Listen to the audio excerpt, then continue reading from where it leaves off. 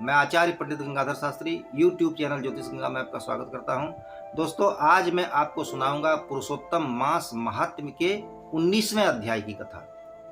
इससे पहले 18 अध्याय तक मैंने वीडियो अपलोड कर दिया है, उसे आप अवश्य सुने, अपने संबंधियों को सुनावें, अपने मित्रों को शेयर करें और विशेष पुण्य के भागी बने। तो सुनते हैं 19वें अध्याय की कथा। कृष्ण त्वदीय पद पंकज पंजरांतम अद्यैव मे विसतु मानस राजहंस प्राण प्रयाण समये कफवात पित्तः कंठावरोधन विधौ स्मरणं कुतस्ते। जय जय श्री राधा रमण, जय जय नवल किशोर, जय गोपी चित चोर प्रभु, जय जय माखन चोर। तप्त कांचन गौरांगी श्री राधे वृंदावनेश्वरी, वृषभानुसुते देवी प्रणमामि हरि प्रिये। बोलिए श्री कृष्णचंद्र भगवान की जय, पुरुषोत्तम भगवान की जय। अधकथा एको ऊनविंशतितमो अध्याय।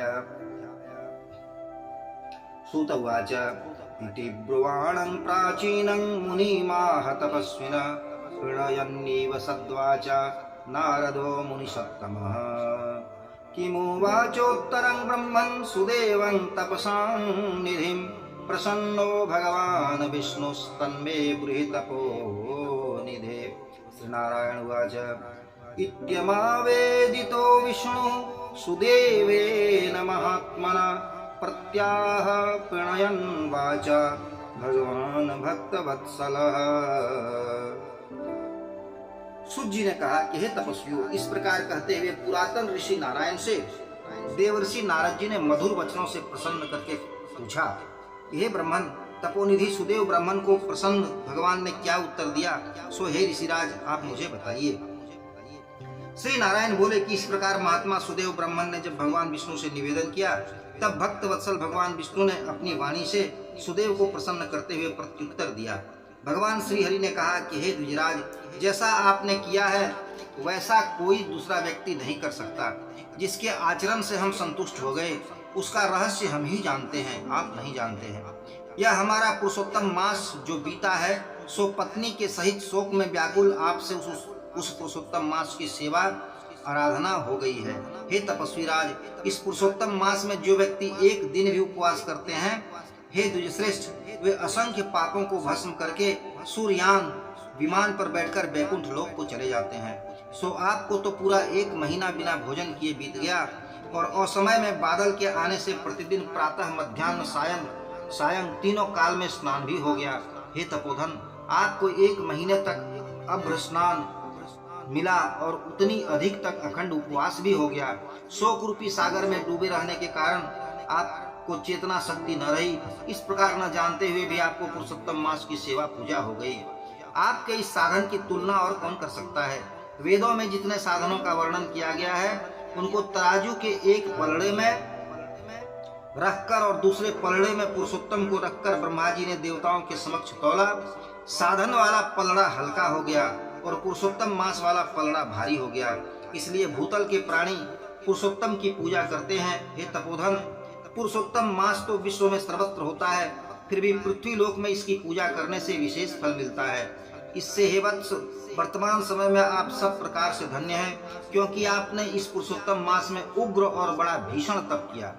मनुष्य का शरीर पाकर जो व्यक्ति श्री पुरुषोत्तम मास में न तो स्नान करते हैं, न दान करते हैं, न व्रत उपवास करते हैं, वे जन्म जन्मांतर में दरिद्र होते हैं। इसलिए जो मनुष्य सब प्रकार से हमारे पुरुषोत्तम मास का सेवन भजन पूजन करते हैं, वे हमारे प्रिय पात्र और भाग्यशाली होते हैं। श्री नारायण बोले कि हे मुनिवर नारद जी, जगदीश्वर भगवान इस प्रकार कहकर गरुड़ पर सवार होकर निर्मल वैकुंठ धाम को चले गए। सुदेव शर्मा युगल दंपत्ति पुरुषोत्तम मास की आराधना से मृत्यु के पश्चात जीवित पुत्र सुखदेव को देखकर दिन रात निरंतर प्रसन्न रहने लगे। मेरी अज्ञानता में पुरुषोत्तम मास की आराधना हो गई और वह पुरुषोत्तम मास का सेवन फलदायक हो गया, जिसके सेवन से मृत्यु के मुख में गया हुआ मेरा पुत्र उठ खड़ा हुआ। अरे आश्चर्य की बात है कि ऐसा मास कहीं भी देखने में नहीं आया। इस प्रकार विस्मयान्वित होकर उस पुरुषोत्तम मास का भली भांति आराधना पूजन करने लगा। युगल ब्राह्मण दंपति उस पुत्र से प्रमुदित रहने लगे और सुखदेव भी अपने माता पिता को अपने सत्कर्मों से प्रसन्न रखने लगे। सुदेव शर्मा पुरुषोत्तम मास की स्तुति करते हुए आदर के साथ भगवान विष्णु की पूजा करने लगे और कर्म मार्ग से होने वाले फलों में कामना का परित्याग कर एकमात्र भक्ति मार्ग में ही वांछा रखने लगे। यह पुरुषोत्तम मास समस्त दुखों का नाश करने वाला सर्वश्रेष्ठ मास है। ऐसा जानकर प्रत्येक तीसरे वर्ष उस मास के आगमन पर अपनी पत्नी के साथ जप, होम, स्नान, पूजा, दान आदि से भगवान श्री हरि का भजन करने लगे। वे द्विजराज अपनी पत्नी के साथ 1000 वर्ष तक दिन रात समस्त विषयों का उपभोग कर भगवान विष्णु के उस परम लोक वैकुंठ को गए, जो बड़े बड़े योगियों को भी दुष्प्राप्य है। तब वह भला यज्ञ करने वालों को कहां से मिल सकता है। जहां पर जाकर भगवान विष्णु के सन्निकट वास करते हुए शोक के भागी नहीं होते, वहां पर प्राप्त होने वाले समस्त सुखों का उपभोग कर गौतमी और सुदेव शर्मा युगल दंपति इस पृथ्वी तल पर आए। उस जन्म के सुदेव शर्मा आप इस जन्म के दृढ़धनवा नाम से विख्यात राजा हुए हैं और पुरुषोत्तम मास के सेवन से समस्त रिद्धियों के भोक्ता हुए हैं। हे राजन, पूर्व जन्म की पतिव्रता गौतमी ही आपकी यह पटरानी हुई है। मुझसे आपने जितने प्रश्न किए थे उनके उत्तर मैंने दे दिए। हे महाराज, पूर्व जन्म में तोता पक्षी सुखदेव नाम के से विख्यात थे, जिन्हें भगवान श्री हरि ने पुनर्जीवन प्रदान किया था। ये 12,000 वर्ष तक आयु भोग कर वैकुंठ को गए और वे ही वन में सरोवर के समीप बरगद के पेड़ पर बैठकर पूर्व जन्म के पिता आपको आया हुआ देखकर मेरे कल्याण कारक हितों के उपदेश करने वाले और प्रत्यक्ष देवता विषय भोग रूपी सांपों से दूषित भाव सागर में निमग्न इस प्रकार पिता को देखकर और अत्यंत करुणा में भरकर यह तोता पक्षी विचार करने लगा कि यदि मैं इस राजा को आत्मबोध ज्ञान का उपदेश नहीं करता हूँ तो मेरा भी बंधन होता है, क्योंकि वेद में पुत्र की व्युत्पत्ति कही गई है कि जो अपने पिता को पुन्नाम नरक में जाने से बचाता है वही पुत्र है। आज मेरा वेदार्थ का ज्ञान भी अन्यथा वृथा हो जाएगा, इसलिए अपने पूर्व जन्म के पिता के लिए उद्धार करूंगा। हे राजन दृढ़धनवा, इस प्रकार निश्चय करके यह सुख पक्षी वैसा वचन बोला था। हे निष्पाप, आपने जो पूछा सो सब मैंने आपसे कह दिया। अब मैं पाप नाशिनी सरयू नदी को जा रहा हूँ। श्री नारायण ने कहा कि इस प्रकार बहुत काल तक उस विख्यात यशस्वी महाराज दृढ़धनवा के पूर्व जन्म का उपाख्यान कहकर जाने वाले महर्षि वाल्मीकि का अनुनय विनय कर अगणित पुण्यशाली राजेश्वर सम्राट मुनि को प्रणाम करके कुछ बोले। श्री बृहन्नारदी पुराणे पुरुषोत्तम मास महात्मये श्री नारायण नारद संवादे वाल्मीकि दृढ़धन्योपाख्याने पुरुषोत्तम मास महात्म्य कथनम नाम 19तमः। प्रेम से बोलिए श्री विष्णु भगवान की जय, श्री कृष्णचंद्र भगवान की जय।